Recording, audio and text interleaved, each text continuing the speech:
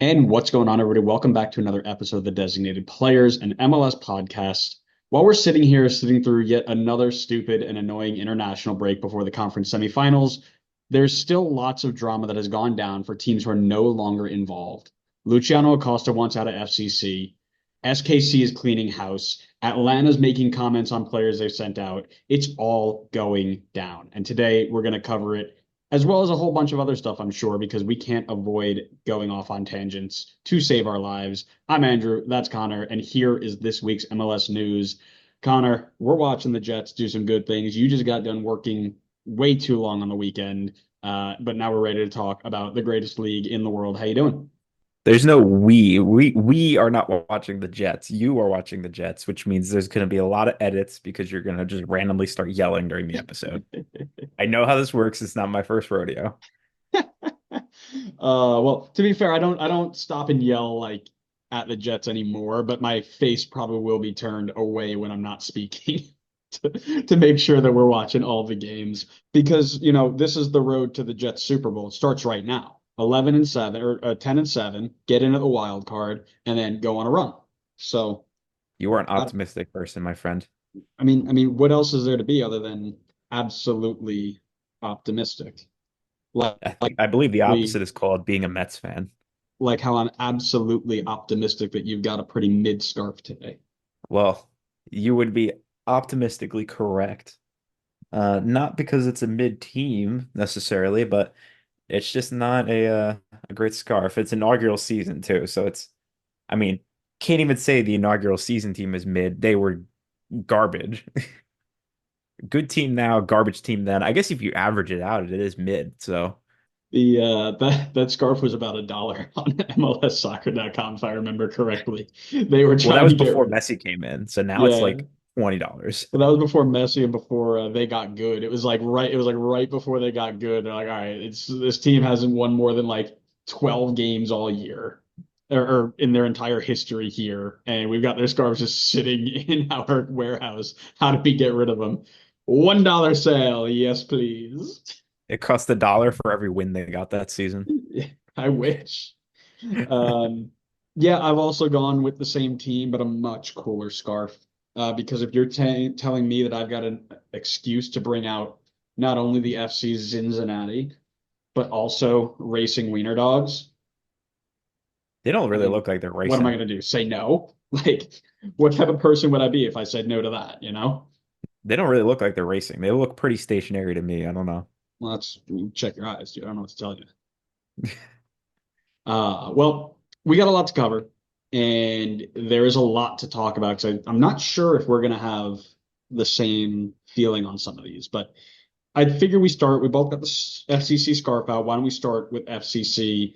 Lucho Acosta wants out. He made it clear at the end of the playoffs. We mentioned it very, very briefly in our recap of their series, and now we're going to dive into a little bit more. If you haven't seen the recap of their series that we did, go check it out in one of our previous episodes. And make sure you're following us on all social media. Let's just get that out early. Go follow us. Go hang out with us. We just went over to Blue Sky or Blue Ski, however you want to pronounce it, and we've already hit 130 followers, something like that. Like we are flying over there.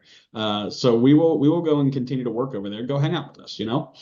But after an embarrassing first round exit from the MLS Cup playoffs on the back of a very poor slide to end the regular season, Luciano Acosta made it very, very public that this could be and probably will be his last game in an FC Cincinnati shirt. At 30 years old, the former MLS MVP is putting up MVP like numbers for the past few seasons now, and he's on designated player status for one more season with a club option for 2027. It's clear he wants out, and FCC either needs to keep him for 1 year, pick up his option for a second year, or lose him for nothing by declining his option. Or they might buy him out altogether. There are a whole bunch of different options, but there are a ton of different pathways for this to end. And I want to start all the way at the beginning. I don't want to start at how this is going to end. I want to start first is if he leaves tomorrow, what would his legacy be at FCC? Let's look back on his time in Cincinnati. I mean, you can only really describe it in one way, right? Like you would be Mid. insane to say that this was anything but what? What? Are you going to say something rude? Go ahead. No, you Go said you say said it. you can only Fans, listen in. describe it one way, and I said mid. Oh, so you were rude. So I was right. No, I mean he was the catalyst behind taking this team out of the cellar, right? He comes in first season 2021, still not great, right? The team's still pretty bad, typical FCC. 2022, things completely turn around. I mean, they jump up 17 spots in the supporter shield, and he's a huge reason why. I mean, 20 plus goal contributions in that season. And since that point, he's literally only gotten better every single season. And this season was the peak of it. 30 plus goal contributions. That's the best season he's had in his career. Better than even that one, better than 2023 FC Cincinnati, better than 2018 DC United. It is like I will say it. Actually, I don't think I should say that yet because I think that's a later point. So let me not Oh, jump look at around. you. Look at I know, you. improving. His legacy should be nothing but incredible for this team. I mean, he helped them win a supporter shield. Like I thought I that, thought I thought we don't care about the supporter shield. Are we changing our vibe now? What's going on? if you told me that 2021 FC Cincinnati was going to win anything at all in the next 3 years other than a wooden spoon, I would think you were high on drugs.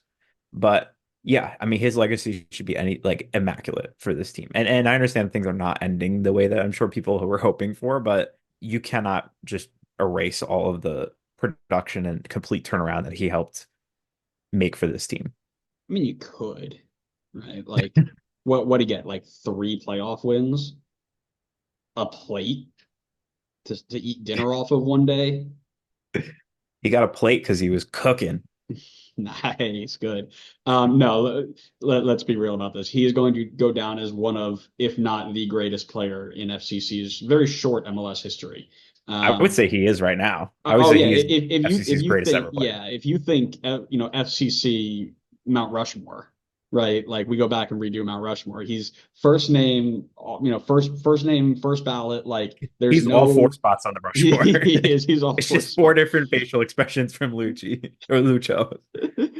Yeah, if you're like, everyone's like, oh, like build the statue, right? There's only one person who that would fit for FC Cincinnati, and that's Luciano Acosta, right? Like you mentioned, joining up in 2021 after the team won two straight wooden spoons. He didn't do much better in his first season, mainly because of the players around him, and he actually has a wooden spoon to his name. He's got a plate and a spoon. We need something like a fork or a knife, and he'll be good to go. But then 2 years later, he had them winning the Supporters Shield on the back of an MVP caliber campaign, which he put up 35 goal contributions in 44 games. They made a really deep U.S. Open Cup run. They lost in the semifinals of the playoffs. MLS is a league of parity, but like you mentioned, not a single soul believed that it was realistic, given the talent on the roster, that they were going to do anything within the short time period that they had that turnaround. And that's all because Luciano Costa took it to another level. His only problem is that he every once in a while he would just switch off and just take games off, and usually that coincided with me captaining him on my fantasy team. So instant demotion in the level for me. I can't back him as like an MLS goat because he ruined multiple MLS fantasy weeks for me. But no, for real, he had three straight seasons of 20 plus goal contributions in MLS League play alone. He had 15 in his first season. He was a consistent source of attacking excitement. I don't think it's an exaggeration to say that he's been their best player in their entire MLS era. I don't think that's an exaggeration at all. Not even close. Like there's not even a debate. No, I mean, No, Jurgen Locadia probably all has right, has fair. something there. Um, well, here's the deal, right? Best player ever, 100%. Like we are both in agreement there. Should FCC try and keep him? Like he's saying he wants out. Should they try and fight to try and keep him around and convince him to stay? I feel like when teams try to do this, it just doesn't end well. Like it just I feel like it sours the legacy. I feel like you don't get the best out of the player. It's like with Minnesota and Reynoso, right? Like it wasn't like this season was the first time that he was causing issues about like being here, and it just didn't go well. Like they should have just cut ties like originally when it happened. So I feel like they should take that as a lesson and try to capitalize as much as they can off of selling him now. That's just my opinion, though. I mean, I'm sure FCC fans want to see him for longer, and I totally agree. I'd like to see because I don't think he would likely stay in the league. I think he'd probably leave the league, but I'd like to see him stay in the league. I think he's super talented. I just don't think it would end well for his FCC legacy, for maybe even his MLS legacy if things deteriorate because he's just not really caring to be on the field. Little spoiler, but Sporting KC keeps saying that they're going hard for a designated player number 10. So, I you hear know, there's one available in Cincinnati, that's Ohio. crazy, isn't it? Um, and we can offer you $5 gam. We'll offer you Tim Melia, Graham Zusi, because they're still on the roster probably. No, I agree with you. I think as great as he's been, and as much as we joked about it before, he actually does have this tendency to switch off in games that he's playing poorly in, or he's not interested in, or like you see it very visibly. Like he won't, complete a dribble, for example, right? He'll get stopped and he just puts his hands up. He's like, oh, we got whatever. And there are other times where he'll fight and win the ball back and continue to play, right? But if you fight to bring him back and he's not 100% committed to the badge and what you guys are trying to do, the number of games in which he switches off like that will increase significantly. And you're going to see a downtick in his production, right? And I don't think you want to take all the stuff that we just talked about in his legacy, right? And you don't want to talk about how he's the greatest player ever and he's done all this work for them and then tarnish it by bringing him back and giving him an Aaron Rodgers-esque run out with the Jets of being the worst, the worst version of himself for 2 years where he doesn't want to be there. Yeah, we're doing a ton of Jets references in this one. Get used to it. Oh boy, I'm Um, so excited. um, you don't want to tarnish it that way. You want him to go out on a high so people can remember him properly. And here's the deal: he's 30 years old. You paid a little under 3 mil for him. You can at least double that now. He's back to back MVP finalist. One of them he won. Yes, he's about to hit. Everybody get ready. Connor's going to lose his mind. He's about to hit the wrong side of 30. Right? We know that. We know that. We know that he's about to hit there. Sell him off. Reinvest. Right? Well, not to mention, like, I think FCC, and I wanted to mention this point before and I forgot to do it, but as much as Lucho was a huge part of the turnaround, the front office was also a huge part as well. Like, they started making a lot smarter investments, and I think they've made a lot of smart moves over the last few years. But I feel like one place that they've really dropped the ball in is at striker to, like, help Lucho in the attack. And they had Brandon Vasquez, they had Brenner, sold both of them for good money, tried to bring in Bupenza. That was a disaster. And then what was the other backup plan? Kevin 20-year Kelsey. old Kevin Kelsey? Is it Yeah. Corey Baird? Like, give this man a little bit of help up top. I mean, he can only do so much by himself, but I imagine that's got to be a little bit frustrating from his perspective to be like, all right, well, I'm in the prime of my career right now, and you're not exactly like really trying to help me in the attack in terms of like us taking that next step to get a cup. Because, like you said, he's got the spoon, he's got the plate. What's he going to drink out of? He needs a cup. I'm sitting here saying we need a fork, we need a knife. Like there isn't a cup literally sitting right there. God, I that's mean, he that's needs a poor fork and on a me. knife too, unless he's Yeah, just having soup on a plate, though. That's kind of weird. that's poor on me. Well, you can cut things with a spoon too. So, You could. That's um, true. all right. Well, here's the deal. Let's assume that they are not going to try and bring him back. Can he be replaced? Is there a way to replace his space that he's going to leave? No, I mean, you're not going to replace him, but FCC is pretty ambitious from what we've seen in recent transfer windows. They're willing to spend money. I think they can bring someone in who can be similarly successful as Lucho has been, but I don't think they're going to be able to replace him exactly. You may have to change up a little bit of how you play, but I don't think FCC is completely screwed. Like, I think their front office has shown that they're willing and strong enough to take the necessary steps if Lucho does leave. Man, well, this was not a fun start. I was hoping you would be like, yeah, it's easy to replace him. There are tons of people you can buy for $10 million. And then I'd say, no, you're stupid because that's not easy. Um, right? Because individually at this day in the football transfer market insanity where players are getting billion-dollar release clauses and stuff, it's going to be hard to find the level of contribution that he had and replace it for the price that you're probably going to get for him, right? Yes, you can influx money into your account and say, okay, I'm going to give you extra money to spend or whatever. But if you're looking just for a like for like sell him for six, buy another guy for six, it's going to be difficult to find somebody who can hit MVP numbers 3 years in a row. That being said, it doesn't mean you can't go out and find two or three guys who combined impact matches what Luciano Acosta did, right? Will you get another player who's in the MVP running for 3 years in a row? Probably not. Can you moneyball your way to MLS success? Absolutely.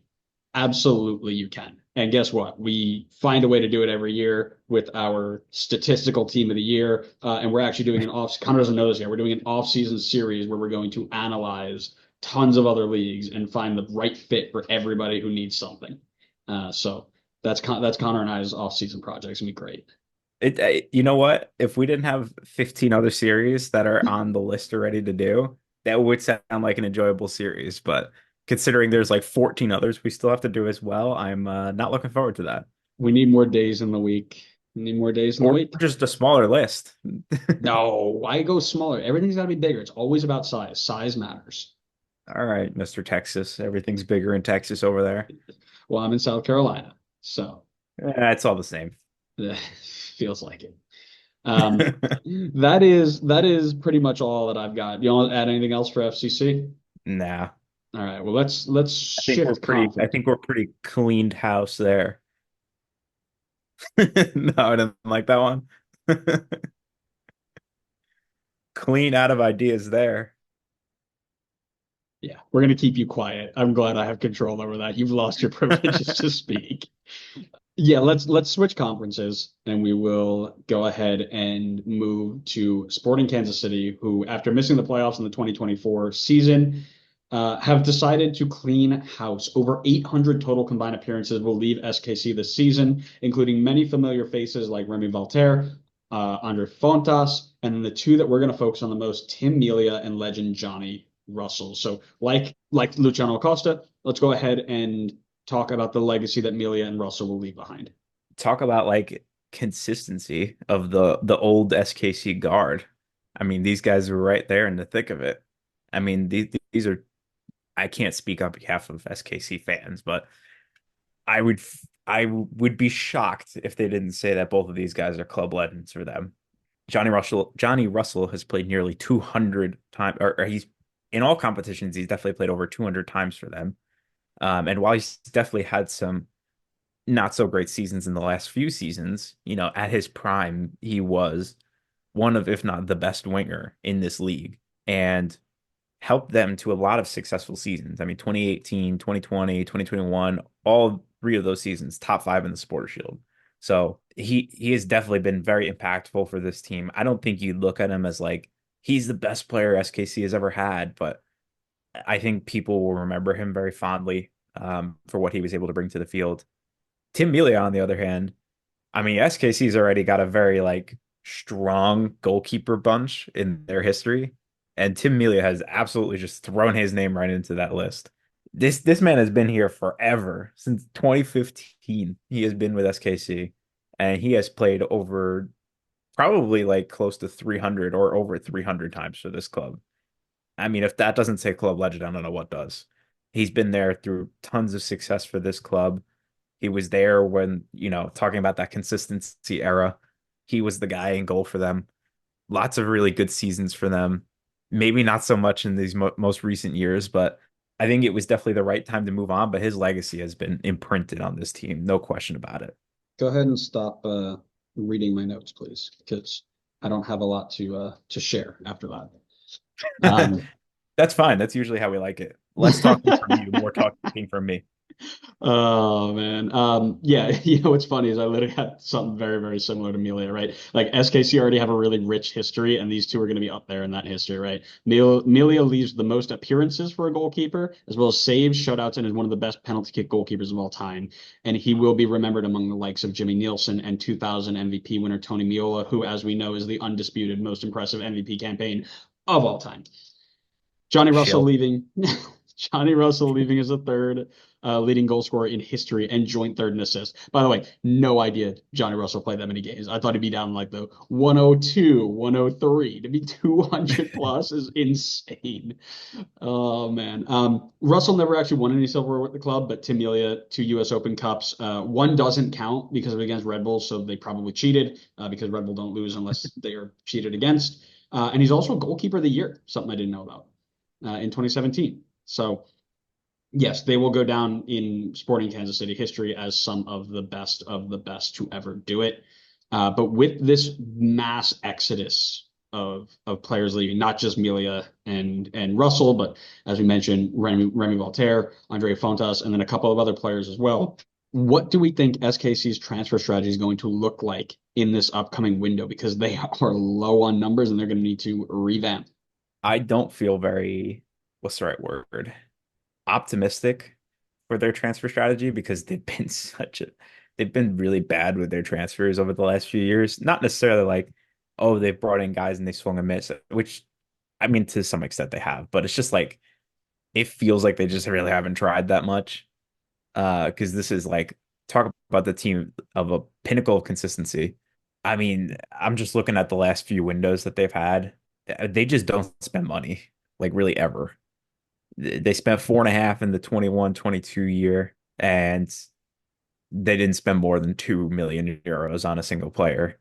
The last like quote unquote big money signing that they brought in, probably Pulido, brought him in for a decent chunk of change. I feel like ever since that move, they've just been scared to do it again because that didn't really work out super well. So I'm not super optimistic for them, to be honest. They don't seem like a very ambitious club in the transfer market, kind of like the opposite of FCC. You know, we were just talking about them being very ambitious. And even if FCC haven't necessarily gotten huge signings across the line, like I think they've been a little bit more finding the better value signings. You still see them linked to it, right? Like we talked about Weston McKennie being linked to FCC. Like that's a huge link. You just don't hear that for SKC. You don't hear anybody linked with SKC, except for that weird period where Ronaldo was randomly linked to SKC. He like nearly went Forgot there. about that. That was just so random and weird. So yeah, I mean they've made a lot of change in terms of guys that are going out. They're finally moving on from the old guard.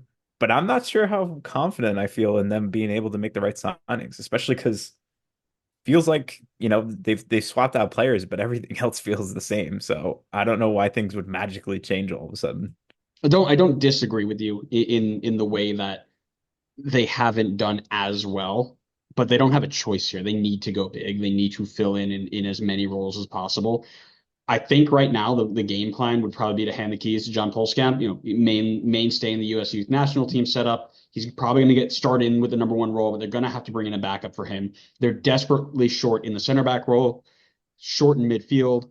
I don't expect them to go big, right? Because they actually don't have any open DP slots left, but they do have one U22 on the roster and they can buy down a few of their current designated players. So the way I see this rolling is I think I see them taking the two designated player split this year, going hard after that young, promising talent, extra GAM to revamp the way this team looks. They did mention they're going to go for that number 10. Could they send all of that GAM over to FC Cincinnati and say, Luciano Acosta, come this way? Maybe. Am I trying to speak that into existence? Because I think it'd be really funny. Maybe.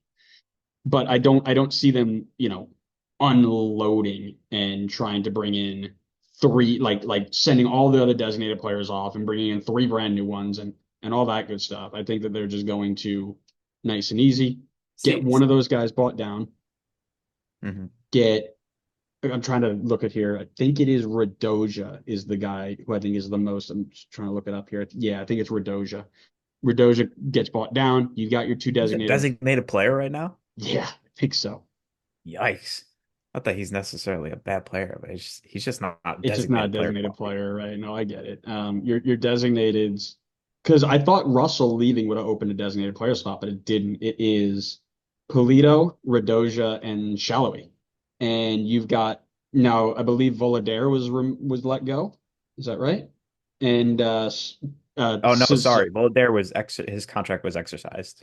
oh, okay. So I misread that. Okay, so they've got one U22 spot because Tizonis, Mario Tizonis, he's out. Great That guy from U22 Cyprus. that U22 list is something else. And Denbei was on season-ending reserve, and then Volodare did come back. Okay, so you can buy down Radoja. I don't think you're buying down Shallow. You can buy either of them down, but I think it'll probably be Radoja, and then keep it as Polito and Shallow as your designated players. You'll have Ndenbe, Volodare, and then two U22 spots left. or buy down shallowly too, and then send all that gam over for Luciano Acosta to be your designated player. I like that one instead. I Pulido would might not want to actually go to. Pulido might be gone too. Well, like sold soon. I heard they might be shopping him. So it could be a brand new look. That's kind of the vibe that I'm trying to put out there. But the question I feel like is, go ahead. before you jump into the next question, I feel like the way you just talked about this team sounds like they're just gonna like it just sounds like they're gonna roll right out the same way next year. Like, I mean, you talked about goalkeeper spot, right? Milia's out, and you had mentioned handing the keys over to Polskamp. That sounds like a disaster, if I'm being honest. Polskamp was so bad this year. Like he had a 42.5%, or sorry, 43.5% save percentage this season in 6 games. That's horrible. That's terrible. Minus 3.1 PSXG plus minus in 6 games. Like if you're handing the keys to him, I hope you're not expecting to get the car back in one piece. And then you just mentioned like their roster situation. Like technically speaking, unless they buy someone down, they have all three designated players still on the roster. They did not move on from any of them at this moment. I don't know if they're ambitious enough to buy down somebody to open up a spot. Hopefully they would be. And then even U22, they've kept two of the U22 players in there, so they really only have one of those spots left open. I don't see a good direction for this team right now. Not to mention that Vermees is still in charge. And I'm not just saying that because my bold prediction was that he would be gone. But I just they don't have good ambition in the transfer market from recent windows that we've seen.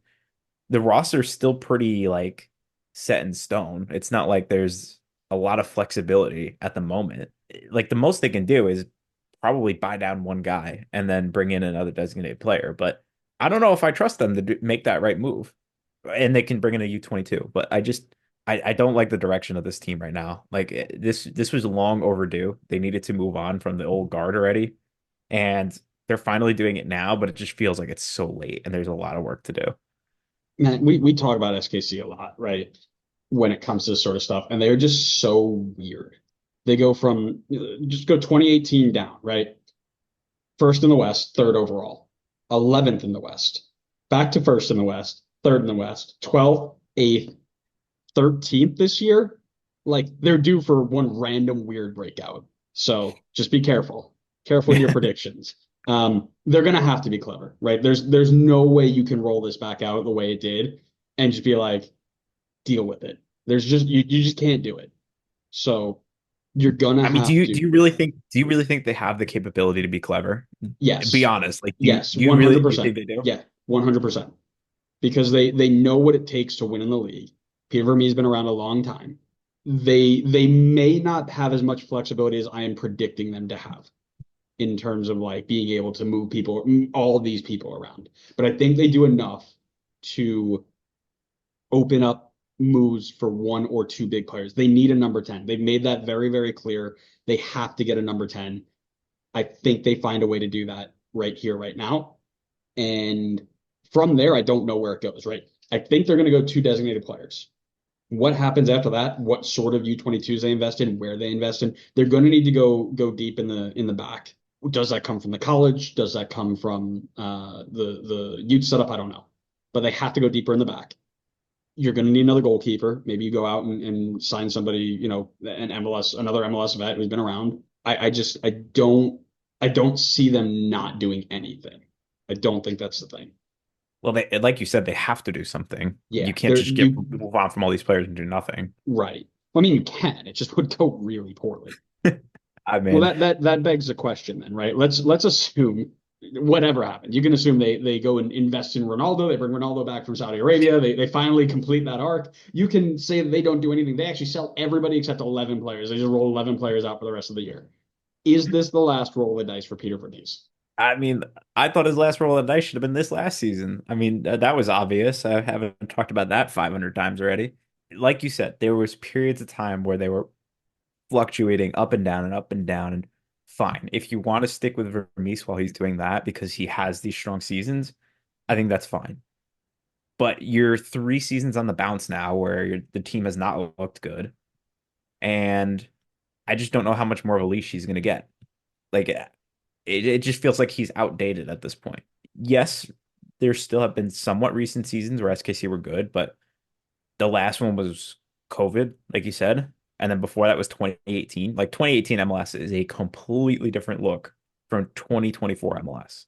It's just a different league. Like you can't get by winning the way that SKC did anymore. At least in my opinion, I don't think you can win like that anymore. And it just doesn't feel like Vermees has changed it up to meet the standards of the new transfers and like play style that this league has moved towards. Like I think Miami is the perfect example of that, right? Like that was a shift in the direction of this is the new way to be successful in this league. That team looks completely different from 2018 SKC, in my opinion. I don't know if you disagree, but I just don't think you can win like 2018 SKC could win. I really wish that there was a little bit more clarity from the people who would be in charge of firing Peter Vermees. Oh wait, that's Peter Vermees, of course. Well, and that's the problem, right? Like when you're in charge of both being the coach and the firing of the coaches who don't do well, you may never see the end of Peter Vermees. Peter Vermees will die there before he gets He's fired. going to become the owner at some point. But he's been on the hot seat forever now. I feel like it's like when we do our way too early coach on the hot seat after week 1 next year. I mean, he's in permanent The mark. seat's going to be named after him at this I say point. it's going to be the Peter Vermees hot seat minute or whatever. That is what we're going to call it. But I mean, listen, he's getting a younger group with more or theoretically, he will be getting a younger group with more ability to go after the Western Conference. And if I had to guess, he's got a very short leash. However, I think a lot of fans think that he's going to get one more crack at this. And if he fails, he's out. But let's be real. He just signed a massive extension. He's in charge of firing himself, and he will always believe in himself, right? There's nobody who's all like, oh yeah, I don't know if I can do this anymore. I'm gonna find somebody else to do that. You don't I'm going get to to fire where you myself. yeah, you don't get to where you are in professional sports by not betting on yourself. Like you have to have that sort of arrogance. It's like, I can find a way out of this. I can find a way out of this. And because he's got all that power, he's not going anywhere. So I want to say yes. I'm with you. I want to say yes, this is the last role, but let's be real, probably not. So, Man, I feel bad for SKC fans. dude, I will never forget that interaction I had when it was like 3 weeks into the season. I'm like, all right, Peter Vermees got to be on the hot seat, right? And I had like 7 SKC supporters in my mentions, like, we've stopped caring. Like, we know it's over. We know it's not going to happen. We just kind of roll with the punches at this point. I'm like, you poor team. You know Um, who's not a poor team though? steal my transition. Go right ahead. Keep going. I'm the transition guy now. I've taken over that role. Look at me. I'm the transition guy now. I'm Peter Vermeesing my way into the transition role guy. I will decide who gets hired and fired there. But yeah, anyway, Go ahead, transition in. you know a team that's not poor right now? New York Red Bulls. No, incorrect. Can't even transition right. How about the team that just beat that Misai guy?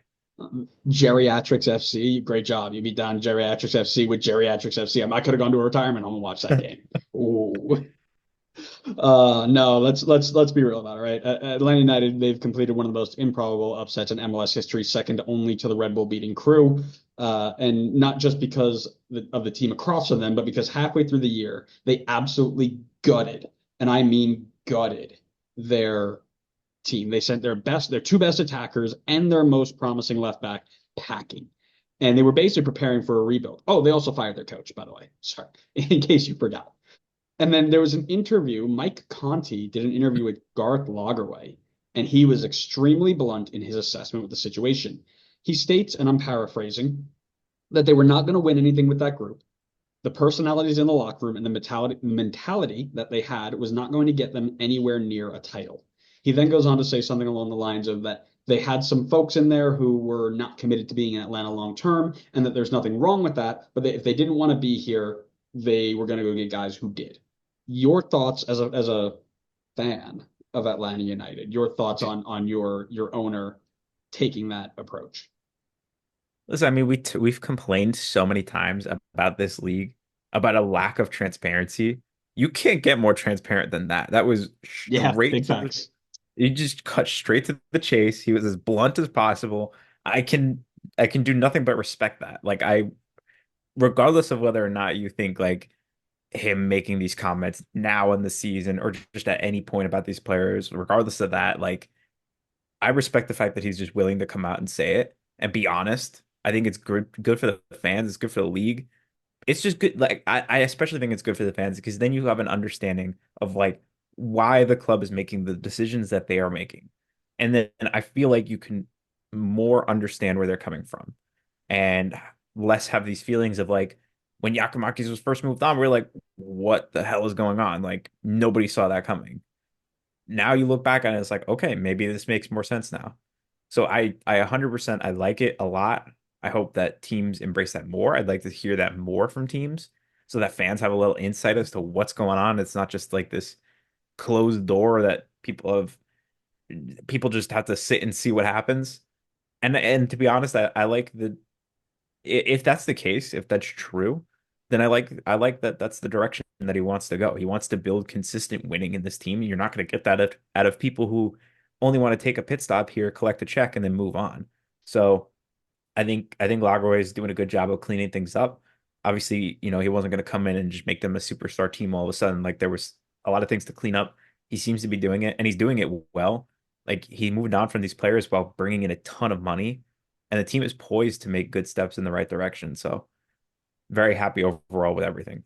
Listen, I love this, right? As a coach myself, team buy-in and mentality is something that I preach consistently.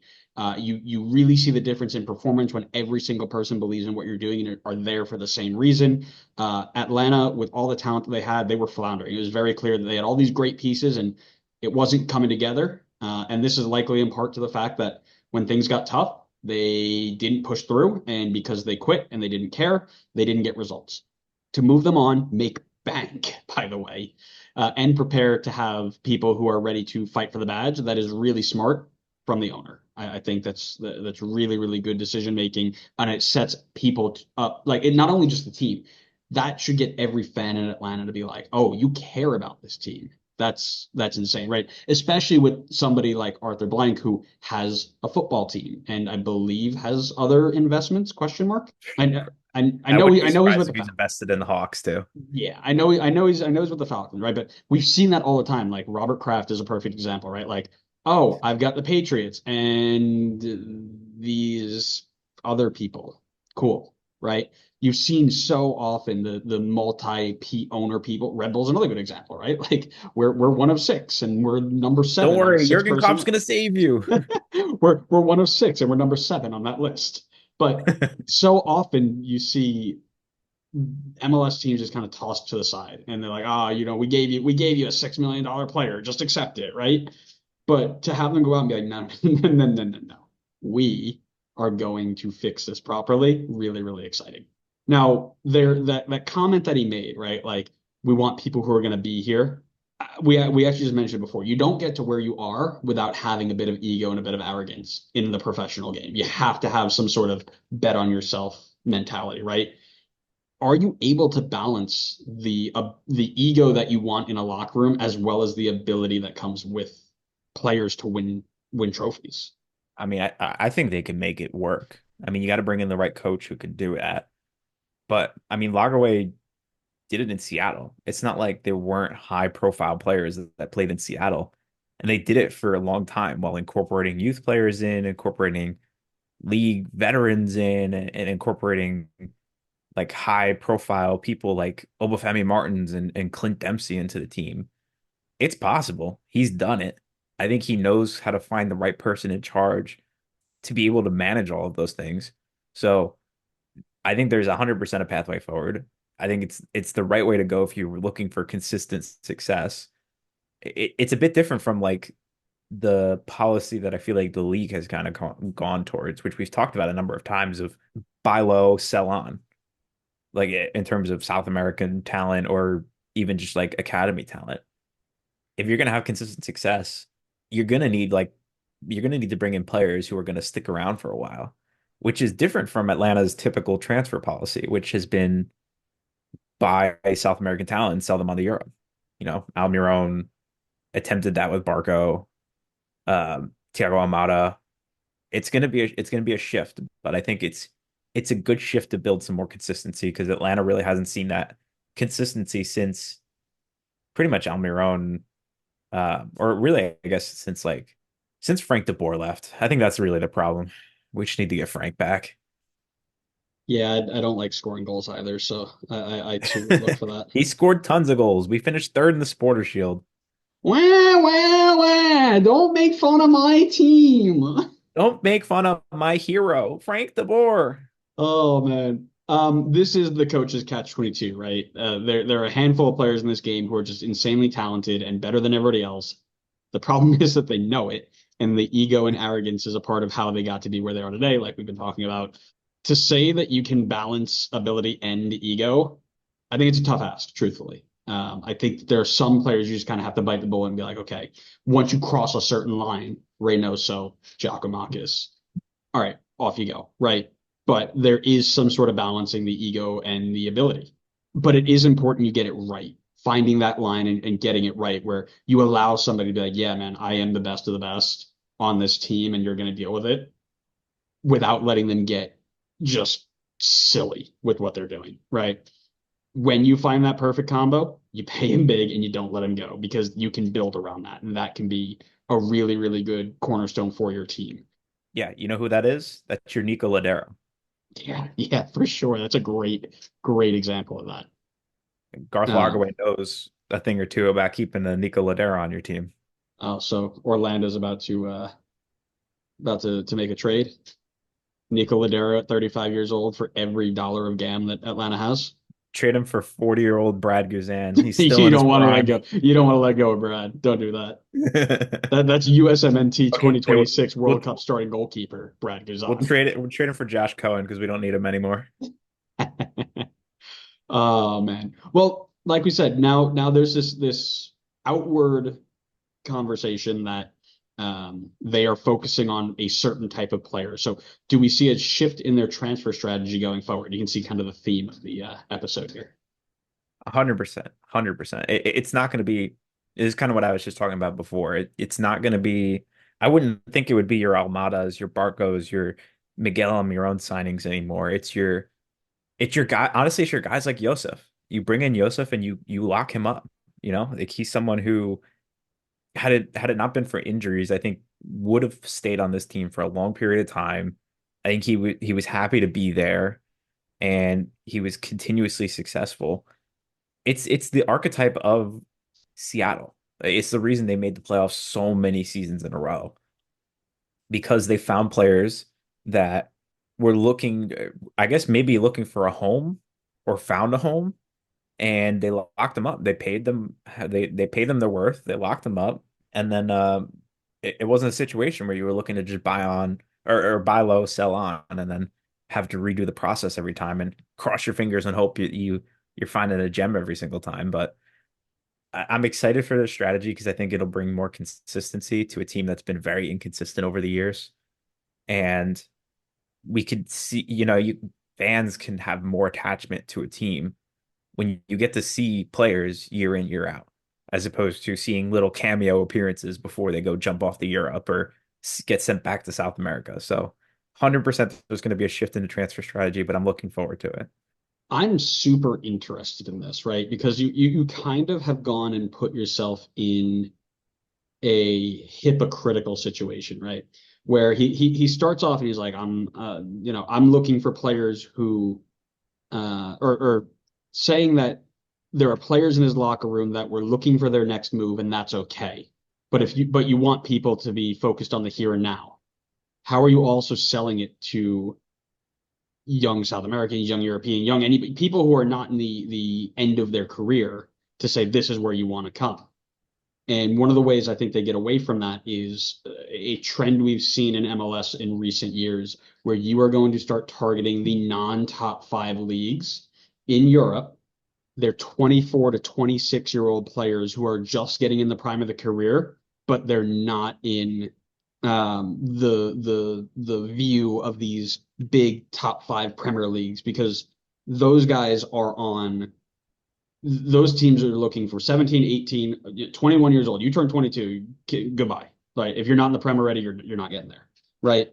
So I think Atlanta and a lot of MLS you've already kind of seen it, right? A lot of Oh yeah, poaching from tons of moves. Belgium, tons of poaching from Belgium, tons of poaching from the Netherlands. Like you're going to start going into there, and then they come raise the level of the league, help you win trophies, and move in that direction. That way, you can still say we want you to be here to win trophies. We're going to pay you well to do that. And if you do well enough, you still get that move over. I think with the younger group or the people that were coming and looking to make their next big payday, it was kind of like, okay, this is always going to be a stop for me. When you're 24, 25, 26, it's like, oh, maybe this, if I like living here and I like the pay and everything works, maybe I stay here long term, right? And that is what you're looking for. Yeah, I mean, look at guys like so many perfect examples from recent years. Paintsil, Mm-hmm. Kuipers, Musa, all three of them perfect examples. Right, Like, you're missing one. do you want me to say Emil Forsberg? Oh, I want to say Dante Van Zier, also coming from Belgium. That's a good joke. Uh, He yeah. scored in the playoffs. Oh, he Instant scored the lifetime most. contract. Him and Tom Barlow in the same Woo! number of goals in playoffs. But yeah, those three guys is like I think that's the perfect example to the way that you're talking about, where there are still big teams outside of the top five leagues that you Oh can poach yeah. players from. Oh Like yeah. Musa came over from Benfica. That's a huge team. And he was not getting game time there. That's a perfect opportunity to go grab him. There are teams in the Netherlands that have that. I mean, you have Team USA over there at PSV. I'm sure you could get some scouts over there pretty easily. But yeah, like Belgium, Netherlands, Portugal, like Switzerland, tons of different options over there. So I agree with you. I think that's the way to go. I mean, you could even still grab from the top five leagues and get someone who is 25, 26, 27, Mhm. Yeah, and yeah. lock them down. But I agree with you. I think if you go try to bring in some like 20-year-old, like they're not coming over here because they're looking to start a family and build roots. They're trying to take that next step so that they can bounce to Europe or some other bigger league. Right, right. I also think, you're still going to see a heavy focus on MLS experience, right? Like Garth Lagerwey loves a good MLS journeyman. He knows its worth and what it does for the team. So Was the pun intended there? He loves a good MLS no, journeyman. it wasn't. It wasn't. But we'll cover that in a little bit. So if you see Atlanta United spend $1 million in GAM for Tom Barlow, don't be shocked. Anything else you want to touch on your team there? It looks like Grace says hello to everybody. Yeah. Grace said, "Let's wrap it up. I have Yeah, needs." great. Grace said it's time to be done. So thank you everybody. Great Grace, tell them. Thank you everybody for listening to the pod. Good girl. All right, down you go. Down you go. Um, thanks everybody for listening. We hope you enjoyed it. Make sure you go follow us wherever you get your podcasts. When the next episode goes live. Give us a nice rating. Share your thoughts. Make sure you follow us on social media, Twitter for a little bit longer, Blue Sky, TikTok, and YouTube. Pushing very, very close to 600 on YouTube. So keep doing that. And then yeah, follow us wherever you get your social media. Interact with us.